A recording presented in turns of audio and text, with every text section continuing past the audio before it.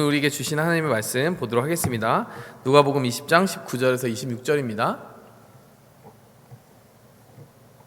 서기관들과 대제사장들이 예수의 이 비유는 자기들을 가리켜 말씀하심인 줄 알고 즉시 잡고자 하되 백성을 두려워하더라. 이에 그들이 엿보다가 예수를 총독의 다스림과 권세 아래에 넘기려 하여 정탐들을 보내어 그들로 스스로 의인인 체하며 예수의 말을 책잡게 하니 그들이 물어 이르되 선생님이여, 우리가 아노니 당신은 바로 말씀하시고 가르치시며 사람을 외모로 취하지 아니하시고 오직 진리로서 하나님의 도를 가르치시나이다. 우리가 가이사에게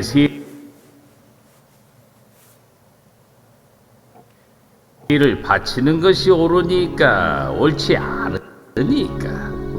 예수께서 그 간계를 아시고 이르시되 데나리온 하나를 내게 보이라. 누구의 형상과 글이 여기 있느냐? 가이사의 것이니이다. 그런즉 가이사의 것은 가이사에게, 하나님의 것은 하나님께 바치라. 하시니 그들이 백성 앞에서 그의 말을 능히 책잡지 못하고 그의 대답을 놀랍게 여겨 침묵하니라. 부활이 없다고 주장하는 사두개인 중 어떤 이들이 와서 물어 선생님이여, 여기까지 모세가 우리에게 함께 기도하고 말씀 전하도록 하겠습니다. 하나님, 우리가 하나님의 말씀 앞에 나아갑니다. 우리의 영혼 깊은 곳까지 성령께서 찾아와 주시옵소서. 하나님, 우리가 준비된 모습으로 이 예배 가운데 나왔든지 또 그렇지 않은 모습으로 또 흔들리는 갈대와 같은 모습으로 혹은 죄에 얼룩진 모습으로 또 염려와 가득한 그 분주함에 생각과 마음이 빼앗긴 모습으로 이곳에 왔든지, 하나님, 우리가 어떠한 모습으로 왔든지 거기서부터 시작하여 우리를 축복하시고 부르시는 주님의 은혜를 입기 원합니다. 우리의 영혼 그 현주소 그 한복판에 우리의 그 마음 깊은 곳에 찾아와 주시옵소서. 성령께서 이 시간 말씀의 능력으로 임하여 주시고 또 주 예수 그리스도의 보혈로 우리를 덮어주셔서 우리의 부족함대로 하지 아니하고 주님이 부어주시는 그 성령의 지혜대로 말씀을 깨닫게 도와주시고 또 그 말씀을 우리 영혼의 그릇에 담아내게 도와주시옵소서. 하나님, 이 말씀 안에서 우리가 힘을 얻기 원합니다. 지친 자에게 힘을 주시옵소서. 분주한 자에게 정돈된 마음을 허락하여 주시옵소서. 하나님, 삶의 여러 불확실 가운데 싸우고 있는 청년들에게 정말 주님의 길을 보여주시고 또 시간 마음속에 지쳐서 또 외로운 주님의 청년들에게 이 시간 찾아가 주셔서 하나님, 주님 함께 동행하심을 알려주시옵소서. 하나님, 이 말씀을 살아있는 말씀이 되게 해주시고 또 우리에게 임하게 하실 예수 그리스도의 이름으로 기도하였습니다. 아멘. 네, 우리가 지난 시간까지 살펴본 말씀 흐름을 여러분 기억하고 계시죠? 예수님이 이제 십자가 지시기 얼마 남지 않은 시간을 타임라인을 걸어가고 있다라고 이야기를 했습니다. 예수님께서 나귀를 타고 예루살렘에 입성하셨고 이미 그것은 7일 선을 지나갔기 때문에 일주일 안으로 진입을 한 것이에요. 일주일 후면 예수님이 돌아가신다라고 하는 그 설교가 이미 한참 지났으니까 여러분, 지난주에는 벌써 6일, 5일 이 정도 선을 지나고 있는 것입니다. 지난주에 어떤 이야기가 있었죠? 예수님께서 이 성전에 들어가시고 나서 예수님을 극렬히 반대하는 세력들이 나타나기 시작했다는 것을 우리는 말씀을 통해 살펴봤습니다. 누구였습니까? 19절에 보니까 서기관들과 대제사장들이었습니다. 왜 예수님을 반대했다고 했죠? 성전에 대한 이슈로 예수님이 그들을 도전하셨기 때문이에요. 이것은 하나님이 지으신 성전의 본 목적이 아니다. 너희가 어떻게 이곳에서 하나님께 바쳐지는 제물을 가지고 장사를 할 수가 있느냐. 너희의 탐욕을 종교적인 어떠한 경건의 모습으로 포장하였지만 사실은 너희가 이 성전을 이용해서 추구하는 그 이득 그리고 탐욕, 채우려는 그 탐욕, 그것이 하나님의 눈에 보이지 않겠느냐. 이것이 예수님의 고발장이었어요. 그들의 그 본 모습이 드러나고 그들이 그 경제 구조를 통해서 얻어내는 그 많은 채우는 욕심들을 하나님이 드러내셨기 때문에, 예수님이 드러내셨기 때문에 이 성전과 둘러싼 그 성전과 관계에 있는 서기관들과 대제사장들이 가장 먼저 마음에 뭐라고 해야 되죠? 공격을 받게 된 거예요. 마음에 정말 불편함을 받게 된 것입니다. 여러분, 이 19장의 이야기가 이어서 오늘 본문 말씀에서 또 다른 충돌로 이어지게 됩니다. 자, 오늘의 충돌은 어떻게 이어지게 될 것이고 또 그 내용, 그 충돌의 이유와 본질과 거기서 나오는 메시지가 무엇인지 우리가 살펴보도록 하겠습니다. 지난 시간처럼 이 내용을 파악하는 것에도 좀 시간이 걸리기 때문에요. 여러분, 제가 첫째, 둘째, 셋째 이렇게 메시지를 정리해서 여러분들께 전하는 그 형식이 아니라 이 이야기를 이해하고 파악하면서 우리가 같이 이야기 속으로 들어가는 형식으로 제가 말씀을 전하도록 하겠습니다. 여러분, 말씀을 잘 이해하려면 육하 원칙이 필요해요. 누가 언제 어디서 무엇을 어떻게 왜. 그래서 오늘 이 말씀을 육하 원칙으로 정리해 가면서 여러분들과 함께 이 말씀의 의미를 한번 살펴보도록 하겠습니다.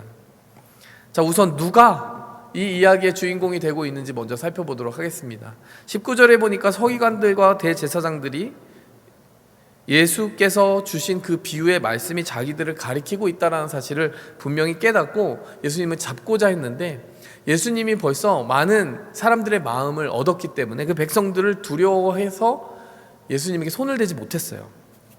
자, 그래서 20절 말씀으로 오늘 이야기로 넘어옵니다. 그들이 엿보기 시작했어요. 그리고 예수를 총독의 다스림과 권세 아래에 넘기려고 계획을 짰다라고 나옵니다. 그리고 정탐들을 보냈다라고 나옵니다. 여러분, 정탐이 뭡니까? 영어 성경 같이 살펴보시면 스파이예요, 스파이. 근데 이 누가복음 20장 20절에 스파이라는 말은 조금 두루뭉실해요. 도대체 어떤 정탐을 말하는 거야? 이 스파이라고 하는 사람들의 정체는 뭐야? 서기관과 대제사장들로부터 무언가 어떤 목적을 이루고 사주를 받은 것은 맞아요.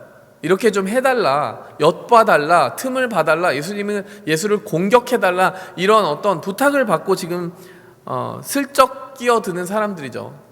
자, 20절에서 두루뭉실한 그 사람들의 정체가요, 여러분, 같은 내용을 다루는 다른 복음서에 좀 더 정확하게 나와 있습니다. 여러분, 항상 말씀을 읽을 때, 특히 복음서를 읽을 때는요, 여러분, 같은 이야기가 여러 복음서에 동시에 기록된 경우가 많이 있어요.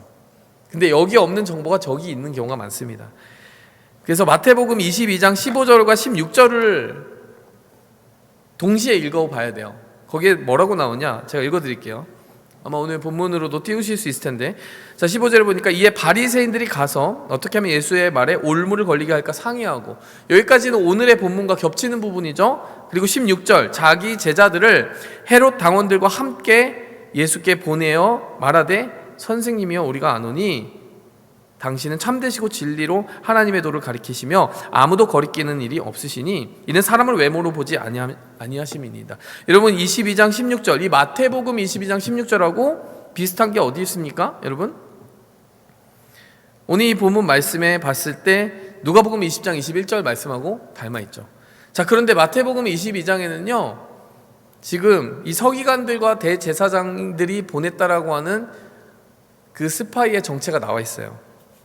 15절에 보니까, 마태복음 20장 15절을 보니까 바리새인들, 두 번째 16절을 보니까 헤롯 당원들. 자, 이 부류가 두 번째 예수님을 공격했던 그 세컨드 웨이브를 이루고 있는 부류였다라는 것을 분명히 알게 됩니다. 여러분, 이것을 이해하는 게 왜 중요할까요? 이것을 아는 게 왜 중요할까요? 오늘의 이야기의 그 핵심적인 갈등 구조가 바로 이들의 정체로부터 드러나기 때문이에요. 여러분, 우선 바리새인이 누구입니까? 영어로는 Pharisee라고 되어 있는데, 여러분, 이것은 히브리어 그 음을 그대로 옮긴 단어예요. 분리되다 라고 하는 단어로 바리새파라고 하는 그 용어가 만들어지게 됐어요. 자신들이 무언가로부터 분리되는 것을 자랑스럽게 여기는 사람들이 있었는데, 그 사람들이 자기 자신을 바리새인이다 라고 불렀어요. 여러분, 무엇으로부터 분리되기를 원했을까요? 속된 것으로부터, 거룩하지 않은 것으로부터. 자기들을 정결케 하는 것이 하나님의 뜻이라고 믿고 그것을 위해서 헌신하는 사람들이 바리새인이었습니다. 여러분, 틀린 건 하나도 없지 않아요? 우리 거룩하게 살아야 되잖아요. 구별돼야 되잖아요. 하나님의 백성답게 서야 되잖아요. 그쵸? 이 당시 이 바리새인들은 더 그 목적이 중요하다고 여겼어요. 왜냐하면 나라에 있는 이 서름, 로마에게 식민지 상태에서 이렇게 정말 하나님의 백성답지 않게 고통을 당하고 여러 나라의 짓밟힘을 당했던 것은 우리가 하나님의 뜻대로 바로 서지 못하고 구별되지 못했기 때문이다라고 이해했던 것이에요. 여러분, 틀린 말 하나 있습니까? 틀린 말이 없어요. 바리새인들의 이상은 참 바르고, 또 어떻게 보면 하나님을 잊어가는 그 세대 가운데서 그래도 말씀대로 살아보려고 하는 좋은 뜻은 가지고 있었다는 얘기예요. 그럼에도 불구하고 우리가 바리새인들을 마치 악의 대명사이고 예수님과 대결하는 정말 결정적인 반대 반대파로 우리가 이해하고 인식하는 이유는 무엇입니까? 바리새인들이 그 거룩함을 얻어가고 또 그 거룩함을 향하여 나아가는 방법이 잘못됐기 때문이에요. 바리새인들은 마음의 중심을 하나님이 보시기에 아름답고 또 선한 모습으로 마음의 중심을 관리하고 영혼을 깨끗하게 하는 데 관심이 있었던 것이 아니라 사람들이 보기에 외적인 모습과 또 종교적인 삶의 습관들이, 근데 그럭저럭 사람들이 보기에 이 사람 참 대단한 사람이야 라고 하는 인정을 받는 데에 더 관심이 많았고, 그래서 그 마음의 내적인 상태는 따라가지 못함에도 불구하고 마치 겉으로는 거룩하고 겉으로는 하나님의 사람인 것처럼 포장하는 데에 더 능수능란했다라는 거예요. 율법적인 규칙들을 마구 만들어내고 나는 너희들이 하지 못하는 이런 것들 다 지킨다, 11조도 한다, 이것도 한다, 주일도 지킨다, 뭐도 한다, 이런 그런 자부심과 자기의로 자기를 드러내는 목적으로 신앙생활을 앞세웠다라는 것이에요. 그러니까 그들이 구별되기 위해 살아가는 것은 좋으나 그 구별됨이라는 것이 남보다 더 우월하다라는 것을 드러내는 어떠한 도구였기 때문에 결국에는 바리새인들이 하나님의 마음과 동떨어진 삶을 살게 되었다는 거예요. 점점 가면 갈수록 바리새인들은 자기들이 조금 더 남을 위에서 아래로 내려다보고 비판하고 정죄하는 그 위치를 즐기게 되기 시작했다는 거예요. 여러분, 우리가 경건을 추구하다가 이런 상태에 빠지면 안 됩니다. 여러분, 하나님의 그 마음에 흡족하게 하나님을 기쁘시게 하고 또 하나님을 사랑하는 삶을 살려는 그 열심을 가지다 보면 우리가 좋은 의도를 가지고 시작했는데 어떤 경우에 나 자신을 지키겠다고, 하나님의 그 사람답게 지키겠다고 하는 그 많은 삶이 남을 정죄하는 이유가 될 때도 있어요. 그렇지 않나요? 여러분, 실제적으로 우리의 삶에 종종 발생하고는 하는 그런 위선입니다. 여러분, 바리새인들은 그런 점에서 예수님과 종종 부딪혔던 거예요. 자, 바리새인이 등장했어요. 그런데 두 번째 부류가 있습니다. 16절에 보니까 헤롯 당원이에요. 이 헤롯 당원은 또 누구냐? 여러분, 성경엔 참 우리가 알지 못하는 그런 부류들이 많잖아요. 하나하나 알아가는 재미가 있어요. 헤롯 당원은 그 당시에 그 헤롯 왕가를 지지하고 그들을 서포트하고 그들의 정치적인 입장에 그대로 따라가 주었던 사람들이에요. 나팔수들이었어요. 근데 헤롯 당원이라고 하면 그럼 헤롯 왕가가 무엇인지 알아야 되잖아요. 헤롯 왕가는 누구일까요? 여러분, 분명히 로마의 식민지라고 그랬잖아요. 그럼 로마 총독이 다스려야 돼요. 다른 식민지들은 다 로마 정부가 직접 파견한 총독들이 다스렸어요. 그런데 이 유대 땅에서는 아주 독특한 일이 일어났습니다. 유대 땅에서는 그 총독이 파견해서 다스리는 그 유대 지역이 있었는데 그 지역을 제외한 나머지 지역들을 이 헤롯 왕가의 아들들이 나눠서 다스렸어요. 예수님이 처음 태어났을 때 헤롯 대왕이라고 하는 인물이 그 지역의 일부를 통치했고 나중에 그가 죽고 나서는 헤롯의 세 아들이 분할 통치를 하는 일이 벌어집니다. 그러니까 총독도 있고 헤롯 왕가라고 하는 그 미스테리한 그 왕가의 후손들이 그 땅을 같이 분할 통치했다는 거예요. 로마가 인정했느냐? 로마가 인정했죠, 당연히. 로마가 인정해주고 인준해주지 않으면 누구도 그 땅을 통치할 수 없었기 때문에 이 헤롯 왕가는 로마의 인정을 받고 공식적인 어떤 문서를 통해서 인정받은 사람들로서 통치자를 자처했던 것이에요. 같이 통치를 했던 것입니다. 질문이 있어야 돼요, 여러분. 로마는 왜 이 헤롯 왕가에게 통치권을 같이 나눠서 쉐어를 했을까? 이상하잖아요. 왜 그랬냐면 하도 유대인들이 반란을 많이 일으키는 거예요. 하나님의 백성으로서의 그 콧대 높은 자존심 때문에 이방인들이 우리를 다스리는 걸 견딜 수 없다 이러면서 걸핏하면 일어나는 거예요. 그러니까 이 지역의 안정을 위해서는 뭔가 방법을 찾아야 되는데 어떤 방법을 찾았느냐? 이 헤롯 왕가를 사용하는 게 좋겠다라는 방법을 얻어낸 것입니다. 이 헤롯 왕가도 사실은 유대인들이 인정할 수 없는 혈통이었어요. 에서의 가문이었기 때문에. 야곱이 이스라엘이 되잖아요. 근데 야곱의 형은 에서잖아요. 그러니까 사실 유대인의 혈통은 아니에요. 근데 이 헤롯 왕가가 그 적통성을 얻기 위해서 어떻게 했느냐? 유대인 아내를 얻었어요. 헤롯 대왕이 유대인 아내를 얻어가지고 유대인의 그 가문과 함께 가는 이미지를 구축을 한 거예요. 그래서 야, 우리도 유대인의 일부야. 이런 어떤 자기들의 컴플렉스를 채우는 여러 장치들을 하고, 그래서 야, 너희는 우리를 이방인처럼 취급하지 마. 아니, 너희 동족들인데 같이 너희를 섬기는 것뿐이야. 이런 이미지를 가지고 헤롯 왕가가 그 정치적인 소용돌이 속에서 등장을 딱 한 것입니다. 많은 말들을 했는데요. 간단하게 정리해 드릴게요. 바리새인들은 누구냐? 종교적인 집단이에요. 헤롯 당원들은 누구냐? 정치적인 집단이에요. 추구하는 바가 틀리고 색깔이 틀려요. 여러분, 바리새인들은 종교적으로 자기들을 구별해서 무언가 특권을 얻어내려고 했고 기득권을 지키려고 했던 사람들이에요. 여러분, 종교적으로 구별된 삶을 살아가고자 했다면 이 당시에 로마와 친했을까요? 아니면 친하지 않았을까요?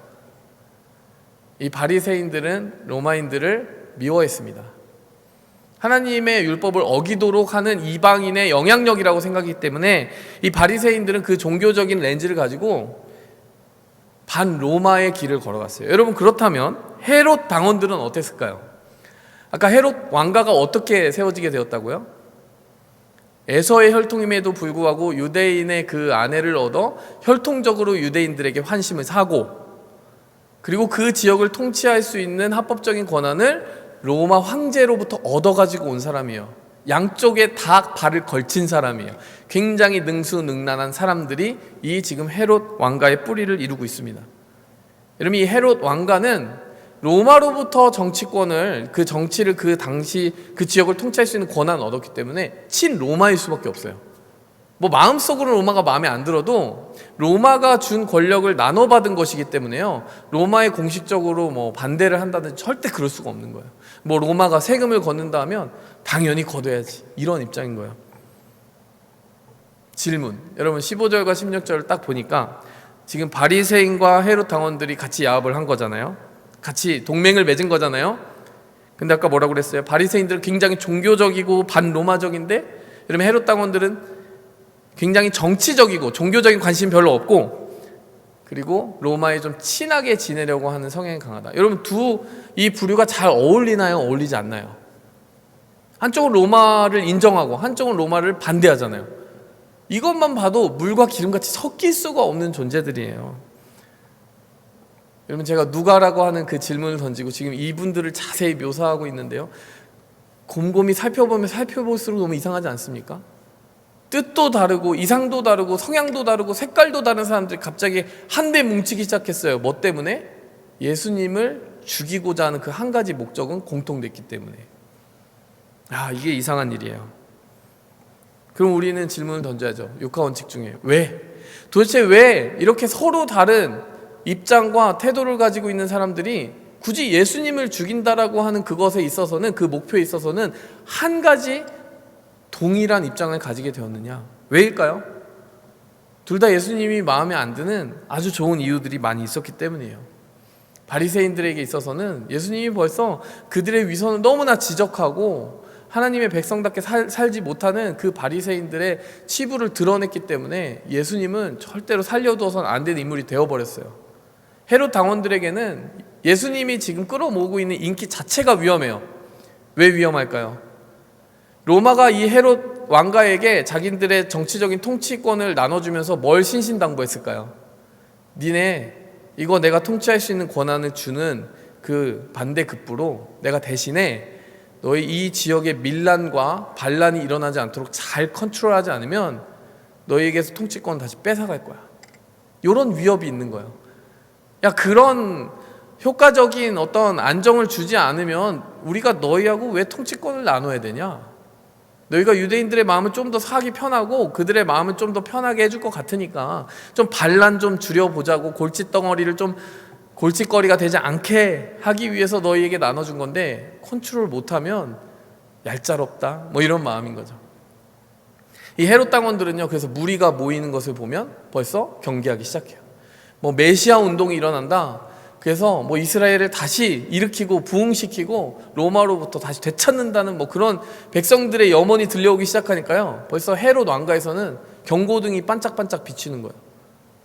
얘네 안 되겠다. 이러다 보면은 로마한테 우리가 적을 둘 수가 있어. 로마로부터 우리의 통치권을 빼앗길 수 있어. 이런 불안감이 생긴 거예요. 예수를 죽여야 되겠다. 여러분, 바리새인들은 종교적인 기득권 때문에 예수를 죽이려고 했고, 헤롯 당원들은 정치적인 이유 때문에 예수님을 죽이려고 했어요. 근데 공통점은 다 자기들의 기득권과 욕심을 지키기 위한 것이었다는 거예요. 한쪽은 종교적인 욕심, 한쪽은 정치적인 욕심. 그게 왜입니다. 자, 그러면 이들은 구체적으로 어떻게 스텝을 밟아가기 시작했느냐. 육하원칙 중에 이제 무엇을이 들어가는 거예요. 여러분, 이들은 어떻게 흉계를 짜기 시작했을까요? 그냥 가서 예수님을 칼로 찔러 죽이는 방식을 취하지는 않았어요. 그건 너무나 드러나는 방식이잖아요. 너무나 자극적이잖아요. 그것보다는 예수님이 스스로 백성들에게서 인기를 잃고 몰락하는 그런 선택을 스스로 해주면 제일 좋은 거 아니에요. 예수님이 순교자가 되어버리면 안 될 것 같은 거예요. 그래서 이들은 어떤 방법을 취했느냐, 20절에 보시기 바랍니다. 오늘 20절 보니까 그들이 엿보다가 예수를 총독의 다스림과 권세 아래 넘기려 했다. 총독의 다스림과 권세에 넘긴다는 건 뭡니까? 로마법에 어긋나는 일을 하도록 예수님을 밀어붙여서 결국에 유대인의 그 손을 빌리지 않아도 되고, 또 헤롯 왕가가 직접 손을 대지 않아도 되는 아주 클린한 방법으로 처리해보자, 이런 계획을 세웠던 것이에요. 자, 그러면 어떻게로 넘어가 봅시다. 구체적으로 어떻게 목표를 세워야 자기들 손에 피를 묻히지 않고 예수님을 그렇게 총독의 손에 죽게 만들 수 있을까? 그래서 이들이 의기투합을 했어요. 그리고 방법을 찾아냈는데 그것은 바로 세금 논쟁을 일으키는 것이었습니다. 이들이 참 머리가 좋아요. 여러분이 읽어보면 굉장히 엘리트라는 걸 알 수 있을 거예요. 이 바리새인들과 헤롯 당원들이 언제 마음을 딱 뭉쳐서 예수님 앞에 딱 나타납니다. 나타나서 뭐라고 얘기합니까? 21절부터 한번 보시면, 선생님이여, 우리가 아노니 당신은 바로 말씀하시고 가르치시며 사람을 외모로 취하지 않으시고 오직 진리로서 하나님의 도를 가르칩니다. 기분 좋은 말이 아니에요. 이 헤롯 당원과 바리새인들이 딱 의기투합해서 첫 번째로 던지는 말이 이런 말이었어요. 예수님, 당신은 사람들 눈치 보지 않아요. 그리고 진리에 입각해서 바른 말 할 줄 아는 분이에요. 지금까지 그렇게 예수님을 공격해놓고 21절에 갑자기 당신은 정말 사람 눈치 보지 않고 제대로 말씀대로 진리대로 선포하시는 선생님이시죠? 랍비시죠? 이렇게 얘기하는 거예요. 여러분, 21절에 어떤 흉계가 숨어 있는 것 같습니까? 분명히 뭔가 이상한 게 숨어 있죠. 누가 나를 칭찬한다고 덥석덥석 받지 마세요. 뭔가 숨어 있을 수 있습니다. 여러분, 21절에는 무엇이 숨어 있느냐? 종교적인 답을 하라고 세팅과 그 프레임을 짜놓은 거예요. 그게 무슨 말이냐, 구체적으로.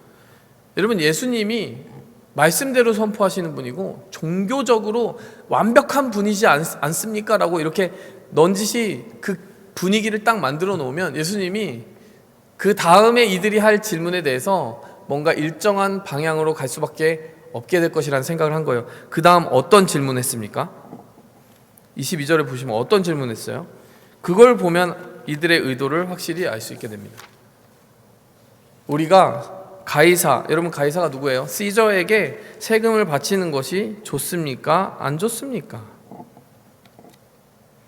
이 질문 하려고 그렇게 없는 칭찬한 거예요. 마음에도 없는 칭찬한 겁니다.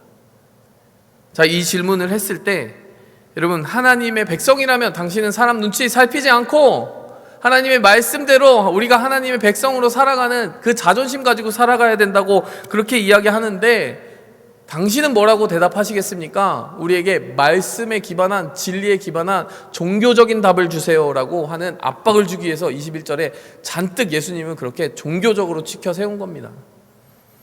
그럼 예수님이 그들이 묘사하는 그 종교적인 리더라면 어떻게 답을 해줘야 된다라는 거예요. 이들이 볼 때는 예수님이 그 압박을 받으면 당연히 세금을 내지 말라고 답을 할 수밖에 없을 것이다, 이렇게 계산한 거예요. 왜 그렇습니까? 예수님이 메시아라며요. 하나님의 아들이라며요. 근데 하나님의 아들이 이 세상 군주에게 세금을 바치는 것은 하나님의 아들의 자존심에 스크래치 나는 거 아니에요? 당신이 메시아라며, 하나님의 아들이라며, 선한 선생님이라며, 하나님의 백성을 위해 눈치 보지 않고 선포하는 진리의 선포자라며. 근데 우리가 로마에 세금을 내야 될까? 여러분, 위험한 그 덫이 숨겨져 있는 것이에요. 여러분, 게다가 만일 예수님이 세금을 내지 말아야 된다라고 하면 어떤 일이 벌어지게 되겠습니까, 여러분? 그들의 그 논리에 그대로 따라가서 세금을 내지 않아야 된다라고 답을 하면 어떻게 되겠습니까? 당연히 여러분, 로마 정부의 반란을 일으키는 반란자가 되는 것이죠. 그럼 세금을 내야 한다라고 하면 무슨 문제가 생길까요? 당신은 말이야, 이 로마 식민지로부터 하나님의 백성들을 구원할 생각은 하지 않고 로마에 이렇게 약하게 빌붙어서 살라고 하나님의 백성들을 밀어붙이다니, 당신이 그러고도 메시아야? 그러고도 하나님의 사람이야? 그러고도 하나님의 보내신 랍비야? 이렇게 이야기할 것이란 말이에요. 어느 쪽을 말하더라도요, 도대체 어떻게 답을 해야 될지 모르는 그런 상황이 지금 벌어지고 있는 것입니다. 백성들이 보고 있어요. 그리고 백성들은 지금 로마의 세금을 계속 내는 것에 대해서 아주 신물이 나 있습니다.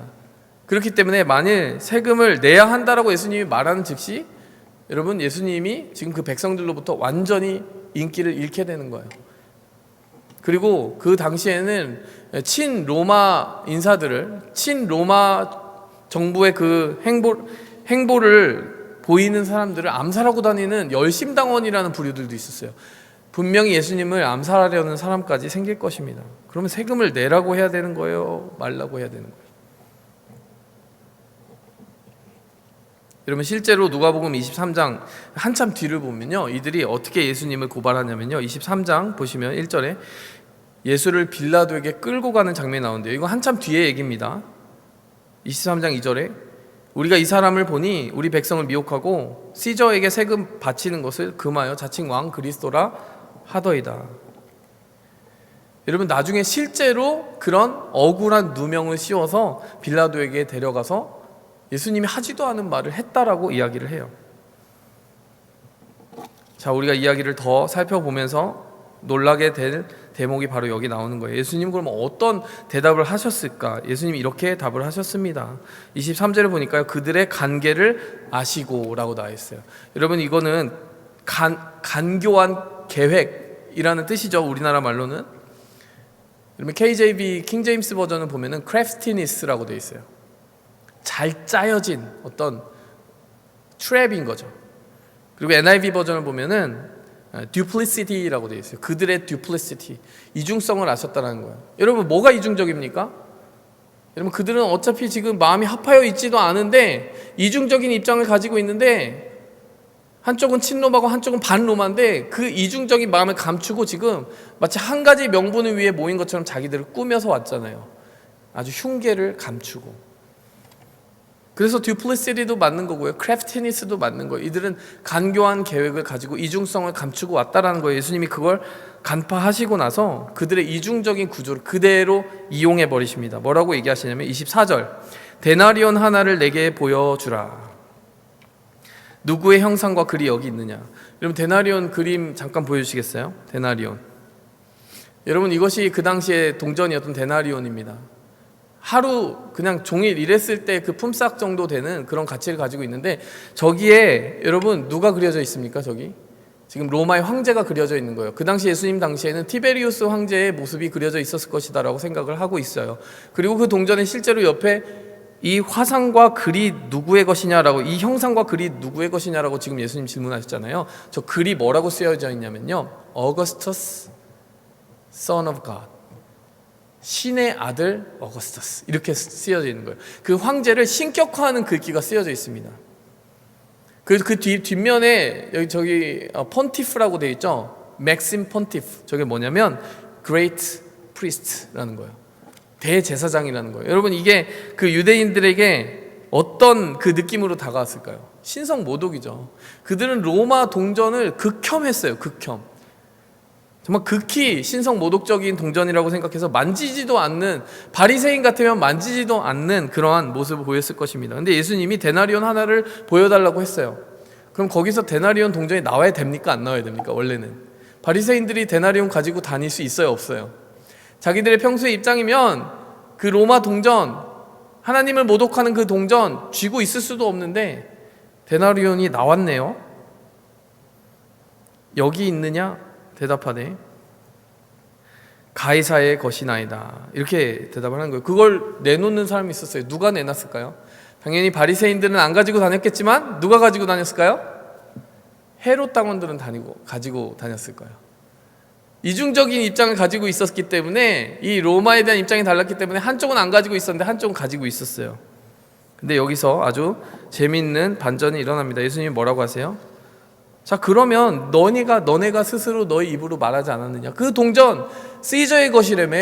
그럼 시저의 것은 시저에게, 하나님의 것은 하나님에게 바치라. 이렇게 답을 해버리신 거예요. 25절에.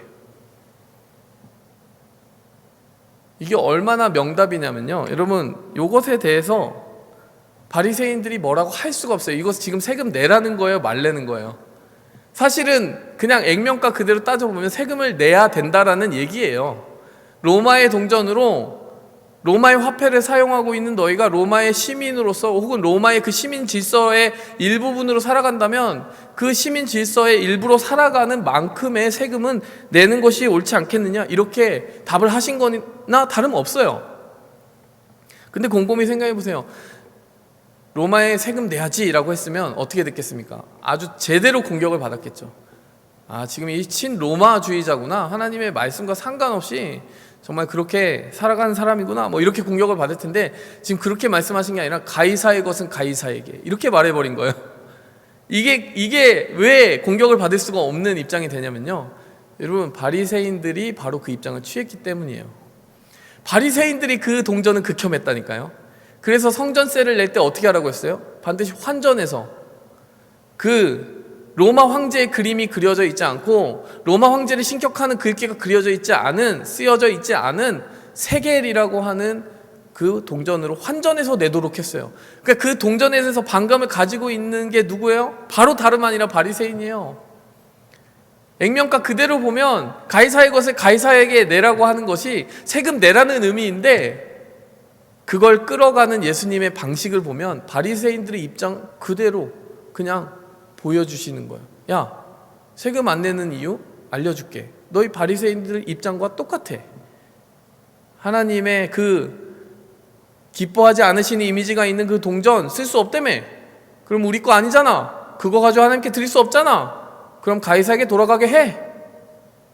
여러분, 분명 세금 내라는 얘기가 되어버렸는데도 공격할 수가 없어지게 된 거예요. 왜? 바리새인들이 평소에 쓰던 논리거든요. 세금을 내지 말라는 그 명백한 문장을 그냥 써버렸으면 책을 잡혔겠지만, 시저의 것을 시저에게 돌려주는 게 뭐가 틀려라고 얘기한 예수님의 표현에 대해서는 바리새인들이 도저히 반박할 수가 없는 거예요. 자기들이 평소에 그 동전을 혐오했기 때문에. 그런가 하면 결국 세금 내라는 얘기를 한 거나 다름없기 때문에 헤롯 당원들이 와서 여러분 아무 말도 할 수 없게 된 거예요. 왜 여러분 그 둘이 정말 마음과 뜻이 맞지 않는 두 부류가 왜 함께 왔겠습니까? 바리새인들은 압박을 주는 거예요. 종교적인 답을 해. 세금 내지 말라고 해. 그러면 헤롯 당원이 딱 기다리고 있다가 그 대답을 하는 즉시 어떻게 하기를 원했던 거예요? 야, 너 세금 내지 말라고 했지. 로마에 기소하겠어. 로마 정부에 알리겠어. 여러분, 이 트랩을 완벽하게 짜고 갔는데 예수님은 그 트랩을 완벽하게 벗어나신 거예요. 그들이 기대하던 답과 완전히 벗어난, 이해하기도 어렵고 잠깐 이게 도대체 무슨 말이지 생각하는데도 시간이 좀 걸렸을 거예요. 이걸 어떻게 대응해야 되는지도 생각을 못하니까 여러분 오늘 본 말씀에 이들의 반응이 어땠다고요? 그냥 침묵했다라고 나와 있어요.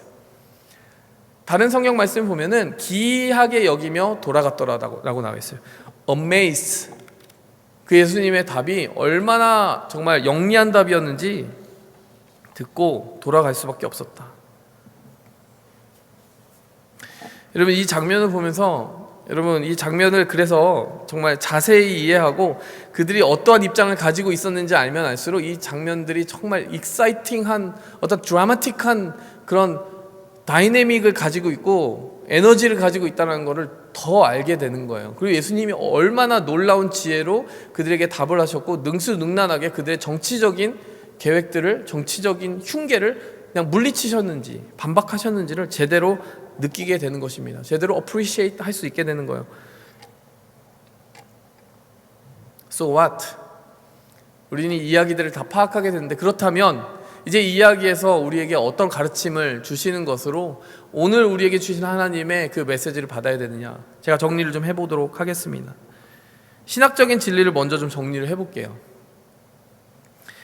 신학적인 진리는 바로 이것이에요. 첫 번째, 비진리와 진리를 구별해야 되는 교회의 사명을 잘 지키자. 이게 무슨 말입니까? 여러분, 분명히 예수님이 이들의 그 흉계에 전혀 넘어가지 않고 반응해주지 않고 이들이 도저히 대응할 수 없는 방법으로 답을 하셨는데, 이들이 나중에 누가복음 23장에 어떻게 한다고요? 예수님이 하지도 않은 말을 했다고 하면서 빌라도에게 고소를 합니다. 이걸 우리는 뭐라고 하죠? 가짜 뉴스라고 하는 거예요. 여러분, 이들이 벌써 마음도 맞지 않는 두 부류가 함께 와서 야합을 하고 그들의 이익을 지키기 위해서라면 이상도 없고 윤리도 없고 어떤 도덕도 없고 신념도 없는 그 선택을 하면서 무슨 수단과 방법을 써서라도 예수님을 꺾고 죽여야 되겠다라고 하는 그 목표를 세우고 나아가는 이들의 모습을 보면은, 여러분, 그게 이 시대만의 일입니까?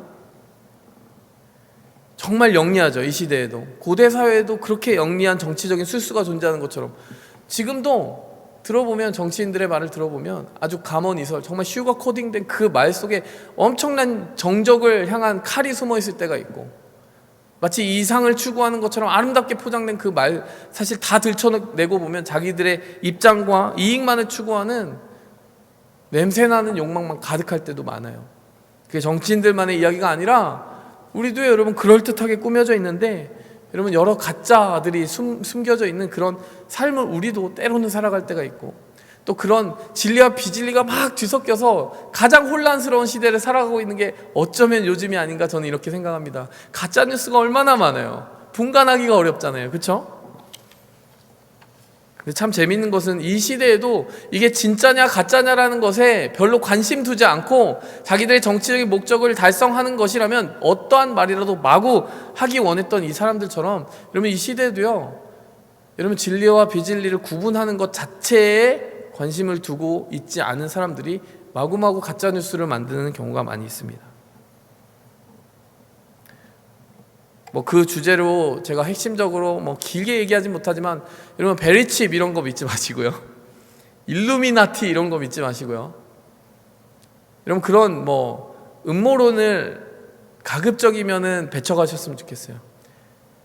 계시록을 잘못 해석한다든지 성경의 예언을 잘못 풀어서 정말 극단에 빠지는, 비진리에 빠지는, 무엇보다 불건전한 성경 해석과 또 특정한 정치적인 목적을 위해서 그런 성경을 마구 가공해버리는 사람들이 너무나도 많이 생겼습니다.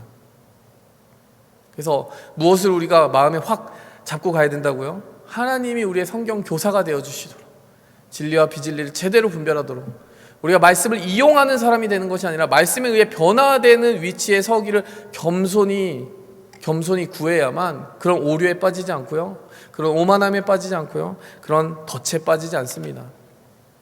두 번째로요, 여러분 세속 정부의 역할에 대해서 인정해 주시는 하나님의 답에 대해서 이해를 하고 가야 돼요. 여러분, 우리가 세상을 살아가면서도 이 정부의 기능이 있는 거죠. 평화와 안정을 지키고 어떤 사법적인 기능을 하잖아요. 그건 어떤 일시적인 기능일 거예요. 하나님의 나라가 완성되고 나면 이 세상의 나라들은 다 없어질 겁니다. 하지만 지금 있는 그 상황 속에서는 세금을 납부하는 의무를 포함하여 우리가 해야 될 의무를 또 해야 되겠죠. 우리가 저항하고 맞서야 되는 그런 불의한, 아주 극단적으로 불의한 정부가 아니라면 이 세속 정부의 역할에 대해서도 하나님이 인정하셨다라는 것을 우리는 신학적으로 깨우치게 된다는 거예요. 세 번째, 세상에서의 사명도 하나님의 사명의 일부라는 것을 우리는 이해해야 될 것이에요. 지금 두 번째 말한 것을 조금 확장시킨 것입니다. 어떻게 보면 직접적으로 하나님의 일은 아니잖아요. 우리가 세금도 내고 뭐 국방의 의무도 감당하고 우리의 비즈니스도 하고, 이런 것들은 사실 완전히 하나님의 복음 일 그 자체는 아니잖아요. 하지만 하나님이 세상에서 감당하도록 여러분에게 주신 그 일들도 사실 소명이에요. 그래서 누군가 여러분이 하는 일이 그냥 세상 일이니까 그건 하나님의 일 하는 것보다는 좀 덜 거룩해라고 말하는 사람이 있다면 그게 아니라고 말해주세요. 하나님은 특별 계시를 통해서도 일하시지만 일반 계시를 통해서도 일하십니다. 일반 계시가 뭐예요? 이 지어진 세상의 질서, 돈의 흐름을 다루는 것, 회계학이죠.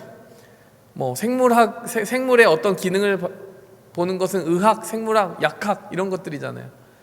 근데 여러분 그거 말고도 여러 가지 뭐 아름다움을 다루는 사람들은 디자인 뭐 이런 분야에서 일하는 것이고, 여러분 이 모든 분야들이 사실 하나님의 일들을 담당하는 우리의 도구이고 또 툴이 될 수 있는 거예요. 여러분이 일반 계시를 통해 하나님의 나라를 섬기고 있는 것입니다.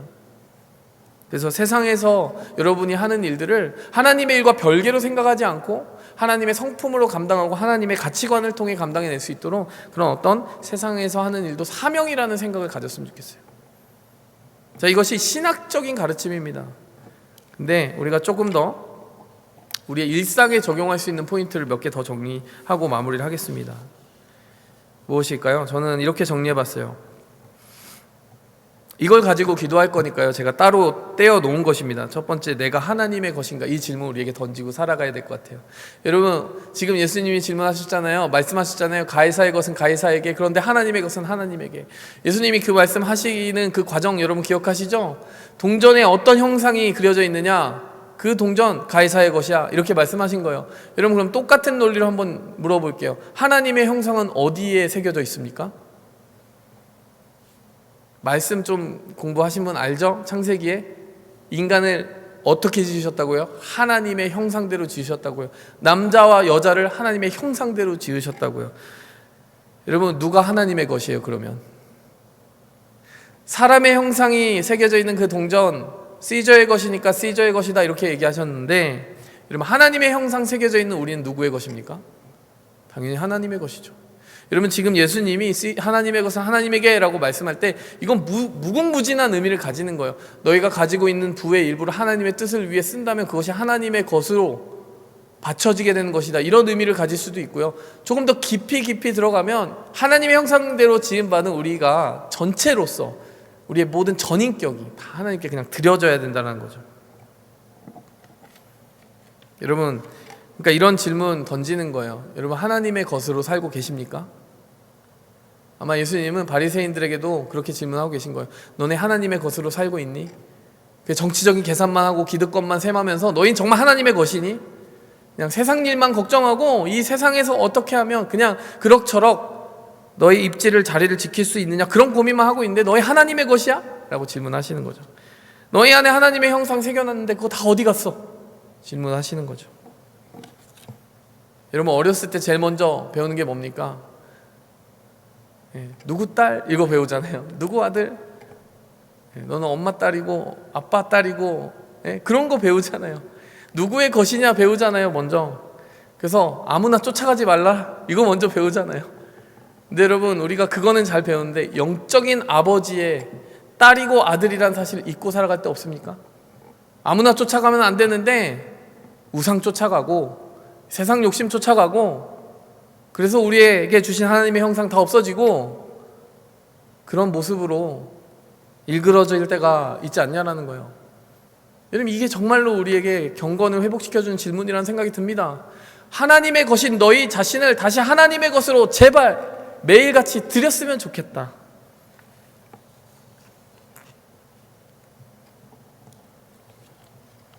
두 번째로 우리가 기억해야 되는 건 영적인 공격을 받을수록 더욱 분발해서 하나님의 부르시는 곳으로 나아가야 된다는 거예요. 하나님이 지금 예수님이 십자가 지시는 거 얼마 안 남았어요. 예수님의 사명을 완수하기까지 얼마 안 남았습니다. 얼마 안 남았는데 여러분 더 편해지는 게 아니라 더 맹렬해지고 있잖아요. 여러분 다음 주 본문은 사두개인의 공격이에요. 여러분 지금 대제사장과 장로들과 서기관 첫 번째 라운드, 두 번째 라운드 뭐였어요? 바리새인과 헤롯 당원. 세 번째 라운드 뭡니까? 세 번째 라운드가 사두개인이. 여러분 지금 1, 2, 3 라운드 치르면서 어떤 생각 드세요? 분명히 하나님의 뜻을 따라 걸어가고 있는데 왜 이렇게 반대가 많고 왜 이렇게 힘들까? 여러분 그런 생각 해보신 적 없어요? 여러분의 삶 속에서도 나 하나님의 뜻대로 살려고 하는데 왜 이렇게 힘들지? 왜 이렇게 공격받지? 왜 이렇게 편하게 안 놔두지? 이거 하나님이 정말 나를 너무 안 보호해 주시는 거 아니야? 여러분 근데 오늘 이 본문 말씀 가지고 위로받으시기 바래요. 하나님의 뜻을 따라 살려고 하기 때문에 더욱 공격받을 수도 있어요. 그래서 여러분의 영혼이 편안하지 않고 뭔가 공격받는 느낌이 들면 하나님이 나 버렸다라고 생각하지 마세요. 오히려 하나님 제가 끝까지 버티고 승리하게 해주세요. 예수님 지금 며칠 안 남으셨잖아요. 그러니까 사탄이 정말 그 발목이라도 분지르려고 정말 애를 쓰고 있는 겁니다. 우리도 마찬가지예요, 여러분. 지금 코로나 시간 거치면서 여러분 얼마나 사실 힘들어요, 그렇죠? 여러분 한 텀 한 텀 보세요. 여러분이 처음에 의욕적으로 시작했던 이 한 텀, 지금 어느 정도 여러분 에너지 레벨 가지고 계세요? 너무 힘들다 이런 생각 드십니까? 주저앉고 싶으십니까? 왜 갈수록 힘들기만 하지? 이런 생각 드십니까? 여러분 고지가 얼마 안 남았어요. 버티는 거예요. 끝까지 가는 사람이 이기는 것입니다. 마지막으로 우리가 기억해야 되는 것, 말씀의 지혜를 주시도록 늘 기도해야 된다는 거예요. 예수님과 같이 예수님의 지혜를 우리가 받고 살아갈 수 있다고 약속해 주셨어요. 성령이 우리 안에 계시기 때문에. 그 지혜가 있다면 세상을 넉넉히 이길 수 있습니다. 문제는 우리가 그 약속을 받았는데 구하지 않는 거예요. 하나님께 오늘부터 구하시기 바랍니다. 말씀 정리하도록 할게요. 여러분, 이것은 정말 예수님이 사명을 이루러 가시는 그 정말 마지막 고지를 향하여 가는 동안 사탄이 정말 온 총 공세를 다해서 예수님을 어떻게든 덫으로 걸려 넘어지게 하려는 그런 수단과 방법을 가리지 않는 그 한 대목을 우리가 지금 보고 있는 것입니다. 네, 여러분, 우리는 싸움이 없는 삶을 꿈꾸는 것이 아니라요, 사탄이 싸움을 걸어올 만큼 의미 있는 사탄의 적수가 되는 것을 기쁘게 여기며 살아갔으면 좋겠어요.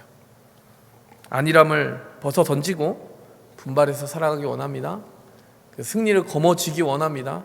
하나님이 필요한 지혜가 있다면 그때그때 주실 것을 믿으시기 바랍니다. 무엇보다 하나님의 거심을 여러분들이 잊지 않았으면 좋겠어요. 여러분들의 자존감이 무너지게 만든 여러 실패와 넘어짐이 있더라도요, 아니야, 사탄의 음성을 듣지 마세요. 아니야, 나는 하나님의 형상이야. 예수 그리스도의 보혈의 힘으로 그 형상을 다시 지켜내겠어. 부활을 믿겠어. 부활의 능력을 믿겠어. 끝까지 승리하시기 바랍니다. 하나님의 것을 하나님의 것으로 지켜내시기 바랍니다. 함께 기도하겠습니다. 하나님 아버지, 오늘 우리가 함께 살펴본 이 예수님의 치열한 영적인 전쟁을 살펴봅니다. 많은 사람들의 그 시선 속에 보면 정말 그저 평화롭게 언성 한번 높이지 않고 평화롭게 주고받아진 이 대화 속에 정말 칼과 칼이 오가고 사탄의 놀라운 흉계가 숨어 있음을 우리는 살펴보았습니다. 하나님, 우리의 삶이 때로 그럴 때가 있습니다. 어디서 날아온지 모르는 화살에 맞아서 영적으로 꺾일 때가 있고 기도의 힘을 잃을 때가 있고 그 열정 있게 나아가던 열정이 꺾일 때가 있습니다. 그 자괴감을 또다시 사탄이 붙잡고 그 죄책감을 붙잡고 너는 하나님의 자녀가 아니야, 거짓 메시지를 던질 때가 있습니다.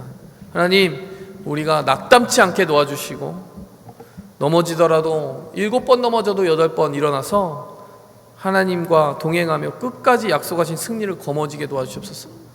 내가 하나님의 것임을 잊지 않게 도와주시옵소서. 예수 그리스도의 이름으로 기도했습니다. 아멘. 함께 찬양하시면서 준비하신 예물 하나님께 드립니다.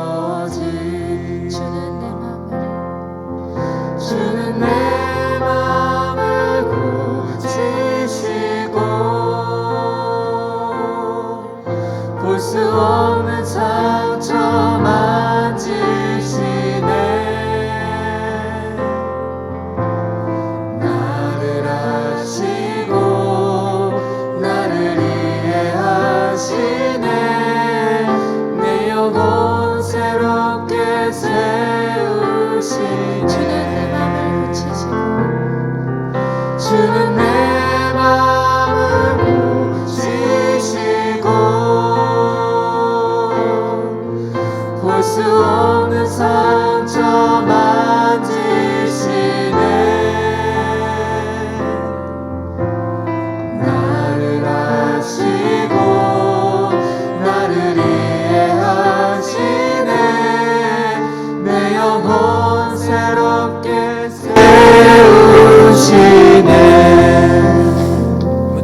어떤 주님이십니까? 볼 수 없는 상처 만지시는 주님이시에요. 우리가 다시 주님의 자녀답게 설 수 있도록 그 아무에게도 드러내지 못하고 속으로 끙끙 앓으면서 피 흘리는 내 마음 가운데 찾아오셔서 나를 이해하시고 내 영혼을 새롭게 세우시는 주님이시래요.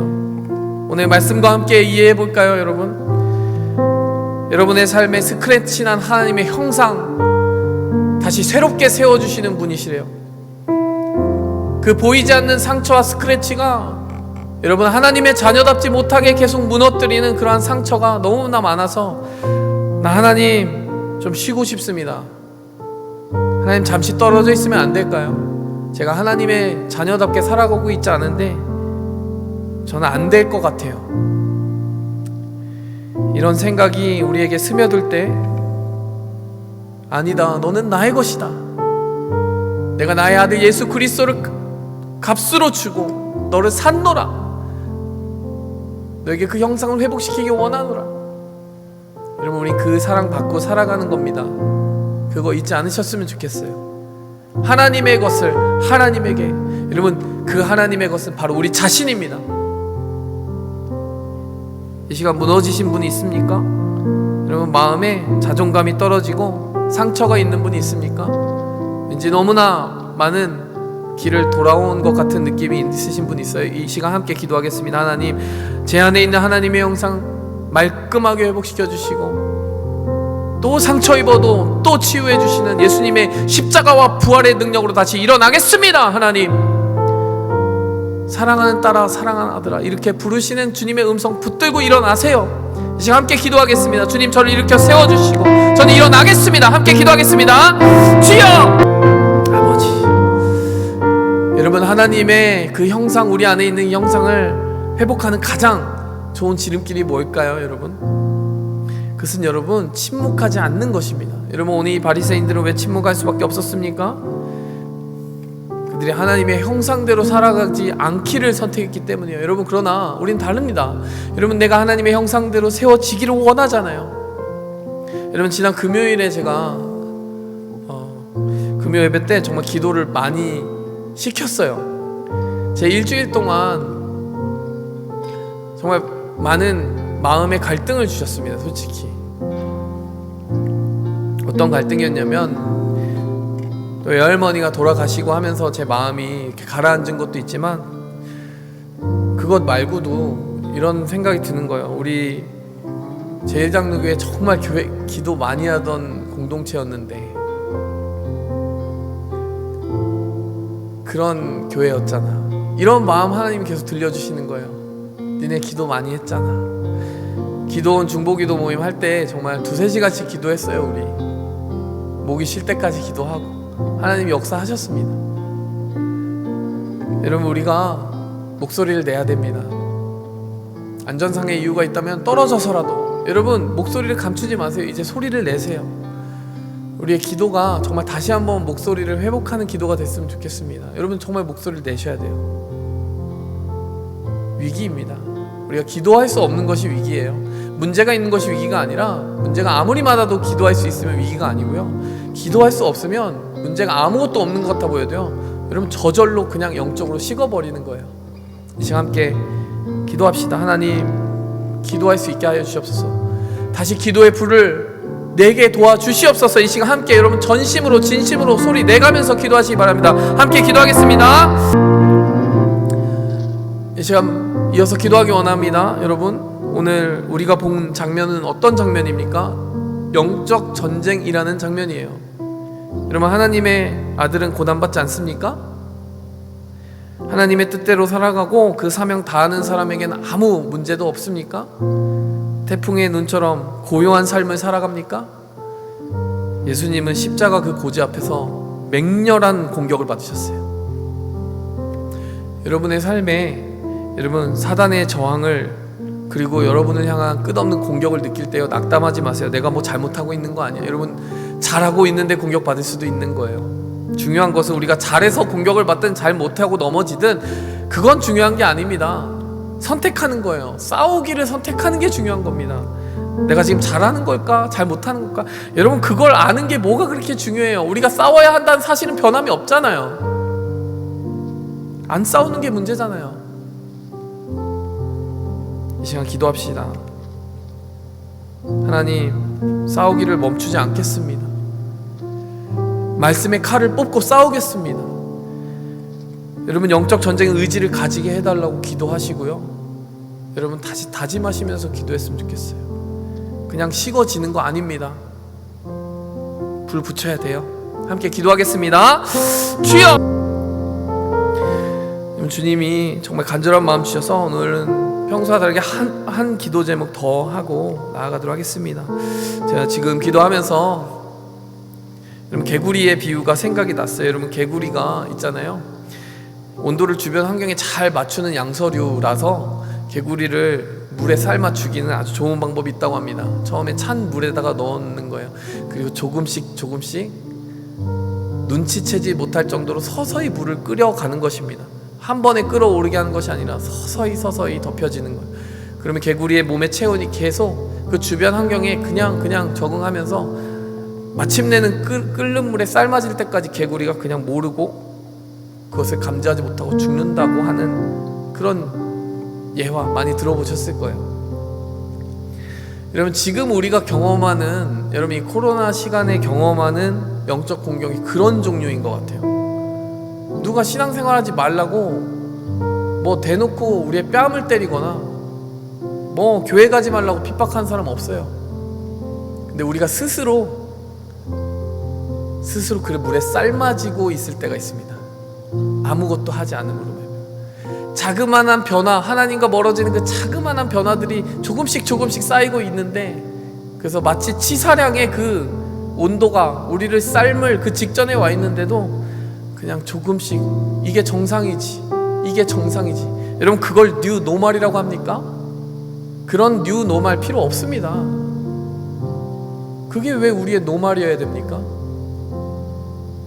여러분, 이런 노멀은 여러분 거부하며 갑시다. 여러분, 다시 일어나세요. 묵상의 자리, 기도의 자리 다시 찾읍시다. 이 시간 함께 기도하기 원합니다. 하나님, 삶아지지 않게 도와주시옵소서. 나도 모른 채 그 변화를 잔뜩 내 것으로 받아들이지 않게 도와주시옵소서. 여러분의 1년 전, 2년 전을 바라보세요. 정상이 아니에요. 변화에 대응하며 살아갑시다. 이 시간 깨어 있으라라고 하는 주님의 음성 들으며 마지막으로 결단하며 기도하겠습니다. 주여, 하나님 감사드립니다. 오늘 우리에게 주신 그 모든 재물과 축복과 그 삶의 기회들을, 주님의 것을 우리가 맡아 사용하는 것으로 고백하며 이 헌금을 드립니다. 또 이 시간 기도하면서 우리의 삶이 주님의 것이고 주님의 형상임을 고백하면서 올려드립니다. 하나님, 우리의 삶에 진정으로 빛나는, 반짝반짝 빛나는 주님의 형상이 가득하게 도와주시옵소서. 별과 같이 빛나리라. 주님, 그 형상이 희미해질 때마다 우리를 일깨워 주시고 거기에 잠들어 죽지 않도록 계속해서 성령으로 부어주시고 불 붙여 주시옵소서. 우리에게 필요한 것들, 그것을 쫓아가느라 정말 필요한 주님과의 동행을 잊지 않게 도와주시옵소서. 예수 그리스도의 이름으로 감사하며 기도하였습니다. 아멘. 이제는 우리를 주님의 형상으로 회복하기 위해서 피 흘려 십자가에 달려 죽으신 예수 그리스도의 그 희생하시는 사랑과 그 독생자를 부활케 하심으로 말미암아 우리에게 승리를 확증지어 주신 하나님 아버지의 의로우신 손길과 또 오늘도 그 십자가 부활의 능력으로 잠들지 않고 깨어있게 하시는 성령의 감화감동 축복하시는 은혜가 이 시간 하나님의 것을 하나님에게, 하나님의 것인 나를 하나님에게 다시 드리기로 결단한 주의 모든 백성들의 삶과 영혼이 이제로부터 그 축복과 은혜가 영원히 함께 계실지어다. 아멘.